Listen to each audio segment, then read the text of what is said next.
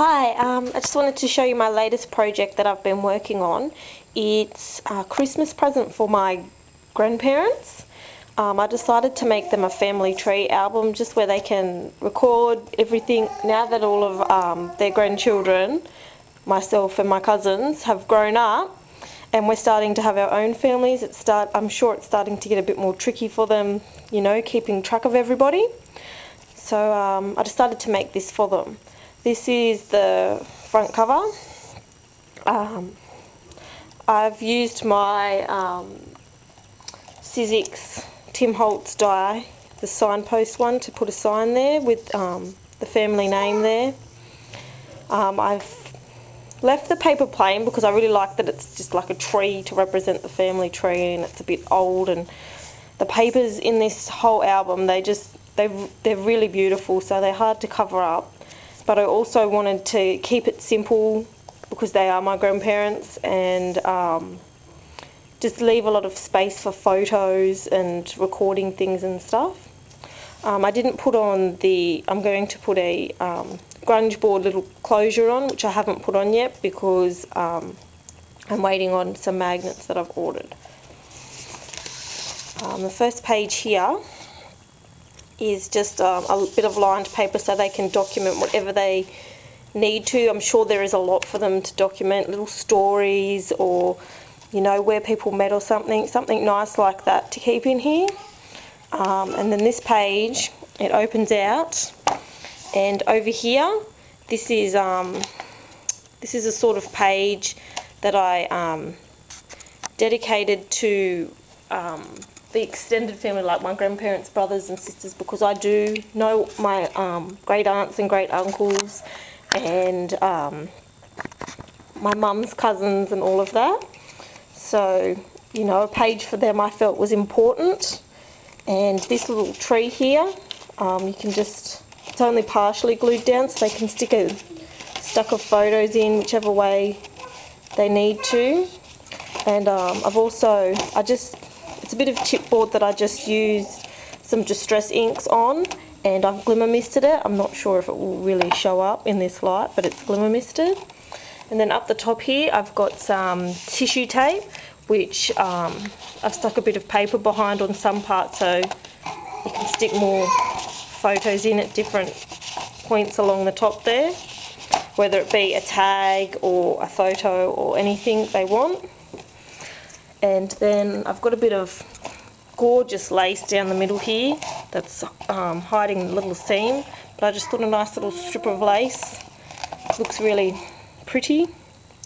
This page here is one that I dedicated to my grandparents, so it can be all about them, and they can stick a photo of themselves in the heart here. That's just a grunge board heart that I've Distress inked again and glimmer misted. But yeah, photos will slide in. And then we've got a little embellishment here that I've crackle painted, which I don't know if the camera will pick it up, but it is crackle painted, and it just says Soulmates. I've distressed the edges. Okay, and then on to the pages.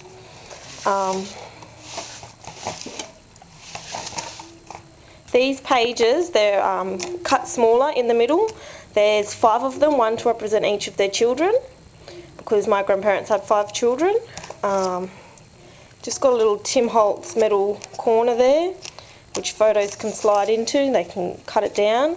And the idea is, on the front page, I want them to have a picture of their children with their spouses and their children.